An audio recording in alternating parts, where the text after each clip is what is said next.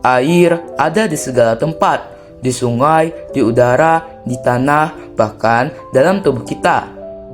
Tapi, pernahkah kamu berpikir bagaimana air itu bisa terus ada tanpa habis? Jawabannya ada dalam siklus hidrologi, sebuah perjalanan abadi air di bumi yang menopang semua kehidupan. Di video ini, kita akan belajar secara mendalam. Yang pertama, apa itu siklus hidrologi? Yang kedua, 3 macam siklus hidrologi. Dan yang ketiga, peran yang sangat penting untuk manusia, hewan, dan tumbuhan. Mari kita mulai perjalanan kita bersama air. Siklus hidrologi adalah proses alami yang menggambarkan bagaimana air bergerak melalui atmosfer, permukaan bumi, dan bawah tanah. Proses ini tidak pernah berhenti, bahkan berlangsung selama jutaan tahun. Sumber energi utama yang menggerakkan siklus hidrologi adalah matahari. Panas matahari menyebabkan air menguap dari permukaan laut, sungai, danau, bahkan dari tubuh makhluk hidup. Proses pertama adalah evaporasi. Penguapan air dari permukaan laut, sungai, danau, bahkan genangan air menjadi uap air. Semakin panas cuaca, semakin cepat proses ini. Kedua, transpirasi. Tumbuhan melepaskan uap air ke atmosfer melalui stomata. Jika digabung dengan penguapan dari tanah, proses ini disebut evapotranspirasi. Ketiga, sublimasi. Es atau salju berubah langsung menjadi uap air tanpa mencair lebih dulu. Keempat, kondensasi. Uap air naik, mendingin, lalu berubah menjadi tetesan kecil yang membentuk awan. Fun fact, tahukah kamu? Hanya 0,001% air di atmosfer yang menjadi hujan pada satu waktu. Bahkan, volume air di bumi tidak berubah sejak zaman dinosaurus. Presipitasi adalah saat tetes air dalam awan terlalu berat dan jatuh sebagai hujan. Di tempat dingin, bisa turun sebagai salju ataupun hujan es. Setelah hujan turun, sebagian air akan meresap ke dalam tanah dalam proses infiltrasi, lalu menyusup lebih dalam sebagai perkolasi dan mengisi air tanah. Sisa air yang mengalir di permukaan tanah disebut runoff. Runoff dapat membentuk sungai dan akhirnya kembali ke laut. Disinilah siklus dimulai kembali. Tidak semua siklus air berjalan sama. Ada 3 jenis siklus hidrologi: pendek, sedang, dan panjang. Siklus pendek, air laut menguap, membentuk awan, lalu hujan langsung di laut.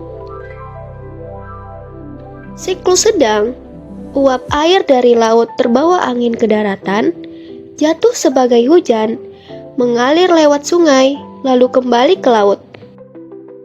Siklus panjang, uap air berubah jadi salju di pegunungan atau kutub. Salju ini bisa tersimpan ribuan tahun sebelum mencair dan mengalir ke sungai. Nah, ada fun fact-nya loh, yaitu beberapa molekul air di gletser kutub sudah ada di sana lebih dari 20.000 tahun. Bagi manusia, siklus air menyediakan air minum, mengalir pertanian, bahkan menggerakkan pembangkit listrik tenaga air. Bagi hewan, air adalah sumber minum dan tempat hidup. Sungai membawa nutrisi penting bagi banyak spesies. Tanaman membutuhkan air untuk fotosintesis, mengangkut nutrisi, dan mengatur suhu lewat transpirasi.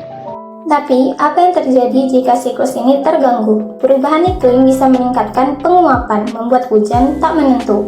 Akibatnya, kekeringan, banjir, bahkan kerusakan ekosistem. Hewan dan tumbuhan bisa punah jika air tidak tersedia. Menurut UN Water, lebih dari 2 miliar orang di dunia hidup tanpa akses air yang bersih dan aman.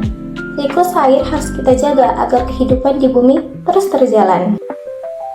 Sudah jauh ya teman-teman menemani kita dari awal hingga akhir materi.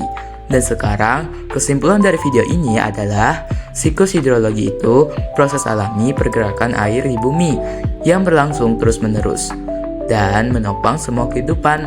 Proses ini terjadi tanpa henti untuk menjaga keseimbangan alam. Siklus ini dimulai dari evaporasi atau penguapan air, transpirasi yaitu penguapan dari tumbuhan, sublimasi atau es langsung berubah jadi uap, lalu lanjut kondensasi pembentukan awan, dan akhirnya presipitasi seperti hujan, salju, atau hujan es. Setelah hujan turun, air akan masuk ke tanah lewat infiltrasi dan perkolasi, atau mengalir ke laut sebagai runoff. Siklus ini menjadi 3 jenis. Yang pertama, siklus pendek, yaitu hujan yang langsung turun ke laut. Yang kedua, siklus sedang, yaitu hujan di darat lalu kembali ke laut lewat sungai. Dan yang terakhir, siklus panjang, yaitu uap yang menjadi salju kemudian tersimpan lama lalu mencair ke sungai. Semua ini sangatlah penting karena menyediakan air bersih, tempat hidup dan minum hewan, serta mendukung fotosintesis. Tapi sayangnya, siklus ini bisa terganggu oleh perubahan iklim yang merusak keseimbangan alam. Bahkan bisa mengubah pola cuaca secara drastis. Kalau keseimbangannya rusak, dampaknya bisa sangat serius loh. Bisa muncul masalah kayak kekeringan, banjir, bahkan krisis air bersih yang tentu saja bakal ngerugiin banyak pihak. Makanya, video ini mengingatkan kita semua, air adalah sumber sekaligus simbol kehidupan yang harus kita jaga bersama, bukan hanya untuk sekarang, tapi juga untuk generasi mendatang.